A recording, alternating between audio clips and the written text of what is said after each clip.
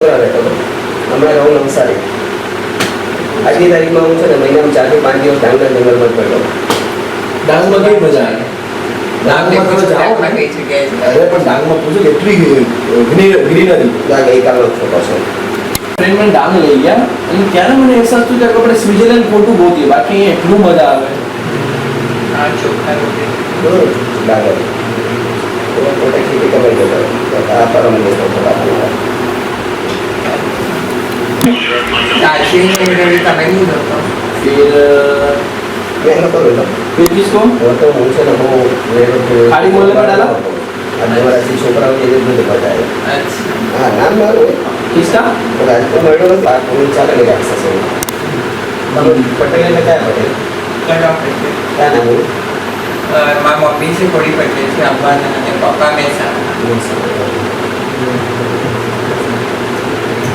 મારી વાઈફ પટેલ.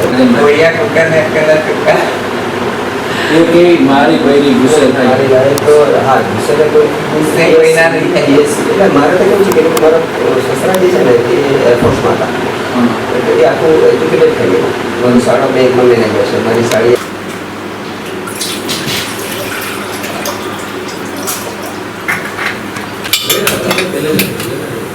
હા કપાઈ ગયો તો.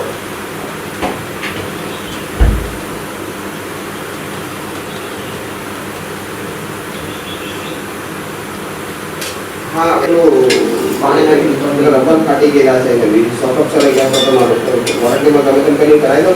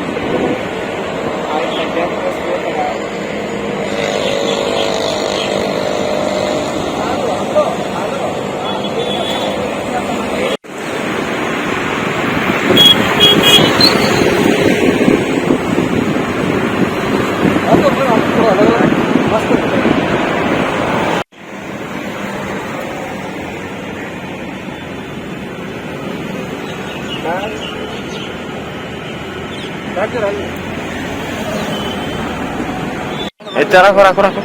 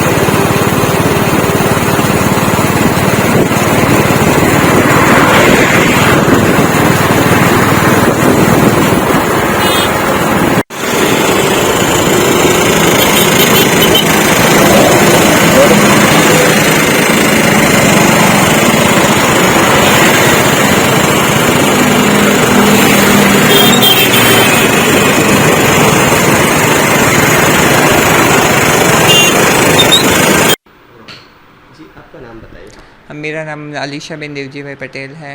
अलीशा आपने एक सर्जरी करवाई है, क्यों करवाई है, मतलब थोड़ा डिटेल में बताइए। पहले क्या थे और कहाँ तक?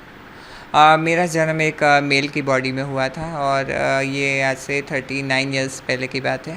फिर जब मैं 10-12 साल की हुई तब से मुझे समझ में आने लगा कि मेरी जो फीलिंग्स है वो बिल्कुल लड़की की तरह है।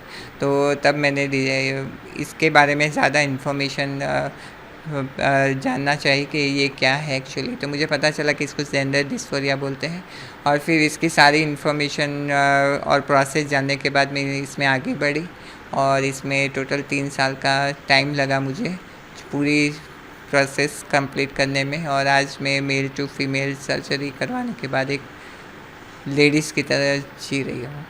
कहाँ तक आपने पढ़ाई की है और फिलहाल आप क्या करती हो? मैंने डिप्लोमा इंजीनियरिंग किया है, प्लस मैंने ओरिएंटल थेरापिस्ट और हेयर स्टाइलिस्ट का कोर्स भी किया हुआ है, और फ़िलहाल मैं एज अ थेरापिस्ट ही काम करती हूँ। आपने जो जेंडर है चेंज करवाया है, तो समाज और आपके परिवार किस तरह का सपोर्ट रहा? मैंने जब ये स्टार्ट किया था तो ये बात तो सही है कि आप जब स्टार्टिंग करते हो तो लोगों को ये लगता है कि ये क्योंकि उनको नहीं पता है कि आप एक प्रोसेस से गुजर रहे हैं, तो स्टार्टिंग में उनको ऐसा लगता है कि इन्होंने बाल क्यों बढ़ाए हैं, या फिर ये ऐसे लड़की की तरह ड्रेसिंग क्यों कर रहे हैं। लेकिन धीरे धीरे जैसे जैसे आप आगे बढ़ते हो हार्मोन्स थेरेपी में वगैरह में, तो आपके अंदर खुद में इतनी फेमिनिटी आने लगती है, तो थोड़ा बहुत उन सबको ख्याल आ ही जाता है कि ये अभी फीमेल की तरह बन रहा है। फैमिली में किस तरह का सपोर्ट रहा आपको? फैमिली का मेरा मुझे बहुत सपोर्ट रहा। मेरी फैमिली में से ना ही कभी कोई ऑब्जेक्शन हुआ, और हाँ, लेकिन उनका ये भी नहीं था कि उनको इस बारे में पूरा पता था तो वो मुझे कुछ समझाते कि आप इस ऐसे आगे बढ़ो, ऐसा भी नहीं था। लेकिन ये इसके बारे में जो सारी इन्फॉर्मेशन थी वो मैंने खुद पहले ली, और फिर मैंने उनको बताया कि मैं ऐसे करना चाहती हूँ, ऐसा। आप गुजरात की फर्स्ट जेंडर ट्रांसवुमन, यस। ये जो पूरी प्रक्रिया किस तरह होती है, मतलब शुरुआत से लेकर कितना खर्चा होता है? इसमें लगभग 8 लाख रुपए का खर्चा होता है। पूरी प्रक्रिया किस तरह होती है? पूरी प्रक्रिया इस तरीके से है कि सबसे पहले आपको साइकियाट्रिस्ट के पास जाना पड़ता है। साइकियाट्रिस्ट आपके सारे सवाल करते हैं और आपकी पूरी लाइफ की जर्नी के बारे में और आपके सारी पर्सनल डिटेल्स वो लोग लेते हैं। फिर साइकियाट्रिस्ट आपको सर्टिफिकेट्स देते हैं कि हाँ, ये जेंडर डिस्फोरिया का केस है और इनको मेल टू फीमेल या फिर फीमेल टू मेल सर्जरी की आवश्यकता है। तो फिर वो सर्टिफिकेट लेने के बाद आप एंक्रीनोलॉजिस्ट जो कि हार्मोन्स के डॉक्टर्स होते हैं उनके पास जाना पड़ता है। फिर वो डॉक्टर्स आपको हार्मोन्स की थेरेपी स्टार्ट करने के लिए मेडिसिन्स और इंजेक्शन जो भी आपको सूटेबल हो उस हिसाब से वो लिख के देते हैं, और ये मेडिसिन्स आपको लगभग 6 मंथ्स तक लेनी पड़ती है, या फिर कोई 1 साल या 1.5 साल तक भी लेते हैं। उसके बाद आपको सर्जरी के आगे बढ़ सकते हैं।